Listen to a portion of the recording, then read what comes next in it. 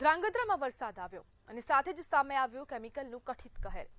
ડીસીડબલ્યુ company સામે સ્થાનિકોનો આક્રોશ હવે રસ્તા પર આવી ગયો। આંબેડકરનગર સહિતના વિસ્તારોમાં ઘરોમાં પાણી ઘૂસ્યું, ઘરવખરીને નુકસાન થયું અને હવે સ્થાનિકો સીધો આરોપ કંપની પર લગાવી રહ્યા છે। આક્ષેપ છે કે વરસાદી પાણીની સાથે કેમિકલ છોડવામાં આવ્યું। જો આક્ષેપો સાચા હોય તો સવાલ અનેક થાય છે અને અનેક સવાલો ગંભીર પણ છે। આખરે રહેણાંક વિસ્તારોમાં કેમિકલ કેવી રીતના પહોંચી રહ્યું છે, કોની મંજૂરીથી છોડવામાં આવ્યું અને સૌથી મોટો સવાલ, લોકોના ઘરમાં પાણી અને કેમિકલ ઘૂસે ત્યાં સુધી તંત્ર ક્યાં હતું? મહિલાઓ સહિત મોટી સંખ્યામાં સ્થાનિકો કંપનીનો ઘેરાવ કરવા પહોંચે છે। વિરોધ એટલો ઉગ્ર બની જાય છે કે પોલીસ બંદોબસ્ત પણ ગોઠવવાની ફરજ પડે અને સ્થાનિકોની હવે સ્પષ્ટ માંગણી છે કે સમગ્ર ઘટનાની તપાસ કરવામાં આવે, નુકસાનનો હિસાબ કરો અને અસરગ્રસ્ત પરિવારોને યોગ્ય વળતર આપો। આ હવે માંગણી સ્થાનિકોએ કરી।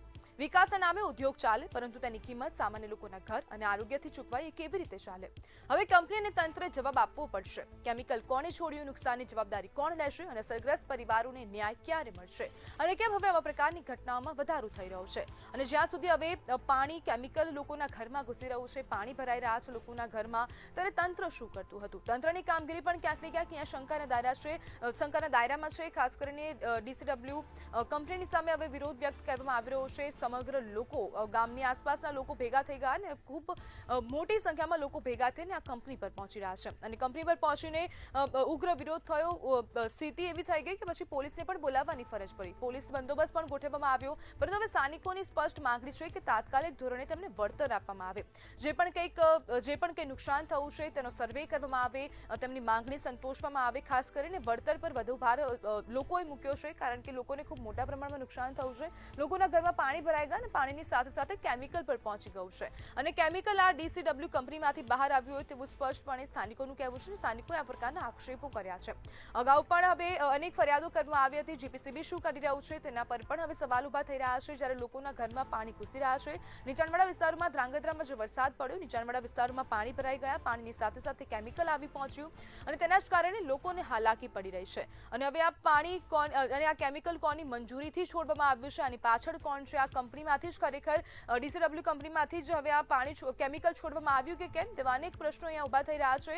સ્થાનિકો જે પ્રમાણે કહી રહ્યા છે તે પ્રમાણે કહી શકાય કે આ કંપનીએ કેમિકલ છોડ્યું છે અને આ કેમિકલ પાણીની સાથે ભેગું થઈને લોકોના ઘરોમાં પહોંચી ગયું અને હવે ઉદ્યોગો વિકાસના નામે ચાલી રહ્યા છે, પરંતુ ક્યાંક ને ક્યાંક હવે તેમના પર દેખરેખ નથી રાખવામાં આવી રહી, તેવા પણ પ્રકારના આક્ષેપો હવે ક્યાંક ને ક્યાંક સ્થાનિક સ્તરે જોવા મળી રહ્યા છે। નાગરિકોનું વારંવાર કહેવું છે કે અગાઉ પણ આવી ઘટનાઓ બની ચૂકી છે, છતાં પણ હવે કોઈ કાર્યવાહી થતી નથી। આ વખતે વરસાદ પડ્યો, વરસાદની સાથે કેમિકલ પણ છોડી દેવામાં આવ્યું અને તેના જ કારણે લોકોને હાલાકી પડી રહી છે।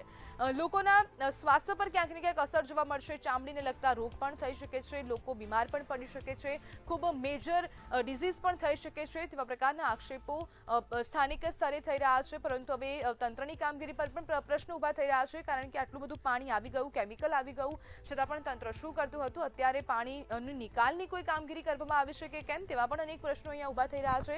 આંબેડકરનગર સહિતના વિસ્તારોમાં લોકો અસરગ્રસ્ત થયા છે। ખાસ કરીને આંબેડકરનગર વિસ્તારના લોકો આજે ભેગા થઈને પહોંચી જાય છે ડીસીડબલ્યુ કંપનીમાં અને હવે કંપનીની સામે વિરોધ નોંધાવી રહ્યા છે। લોકોના ઘરોમાં પાણી ઘૂસી ગયા અને તેના જ કારણે ઘર વખરીને ભારે નુકસાન થયું છે, લોકોને આર્થિક નુકસાન વેઠવાનો વારો આવી ગયો છે।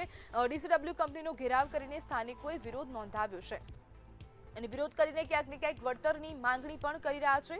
મોટી સંખ્યામાં મહિલાઓ સહિત સ્થાનિકો પણ એકત્ર થઈ ગયા હતા અને આજ બધા આપણી સાથે ચર્ચા કરવા માટે સામાજિક આગેવાન ત્રિભુવન સોલંકી જોડાઈ ગયા છે। ત્રિભુવનભાઈ, ધ્રાંગધ્રાની આ ઘટનાને તમે કેવી રીતના જોઈ રહ્યા છો?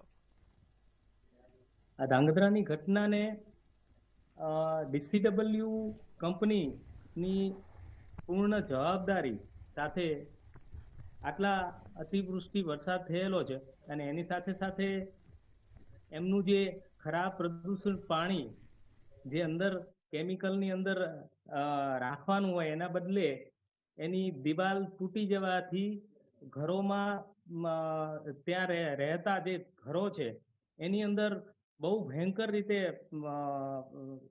ઘૂસી ગયું હતું પાણી વરસાદના લીધે। અને એમાં બાળકોથી માંડી, લેડીઝોથી માંડી અને ઘણા બધાને બહુ જ પારાવાર નુકસાન થયું છે। અમુક મકાનો પડી ગયા છે, અમુક છોકરાઓ પરિસ્થિતિ એવી થઈ ગઈ છે કે છોકરાઓને ક્યાં રાખવા એટલે બહુ ભયંકર પરિસ્થિતિ, અને એમનું જે ખારવાળું પાણી, ઈ પગ અને હાથ બળી જાય એવું પાણી રહ્યું, એનાથી નુકસાન વધારે થઈ રહ્યું છે. ત્રિભુવનભાઈ, હવે આ જે પાણી કેમિકલયુક્ત પાણી રહેણાંક વિસ્તારમાં પહોંચી રહ્યા છે, રહેણાંક વિસ્તારમાં લોકોને પ્રોબ્લેમ પડી રહી છે, તો જવાબદારી આમાં કોની આવે? એ કંપનીની આવે કે પછી તંત્રની આવે, જીપીસીબીની આવે? કોની આપ જવાબદારી ગણી રહ્યા છો?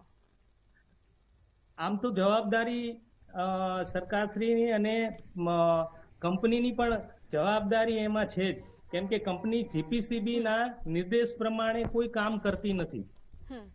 ઘણી વાર ઘણા આગેવાનોએ કંપનીને કહેલું છે કે અહીંયા તમે એનું કોડિંગ કરો, કે આ જે જીપીસીબી કેમ તમારું પોતાના જે chemical નિયમો છે તે નથી લાગુ કરી શકતી?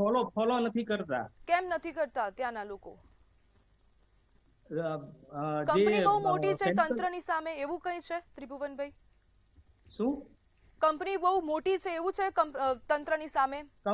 હા, તંત્રની સામે કલેક્ટર શ્રી અત્યારે બેન નાનો એવો જે બોલું વાત કરીએ તો કલેક્ટર શ્રીની સીધી અહીંયા વાત થાય છે.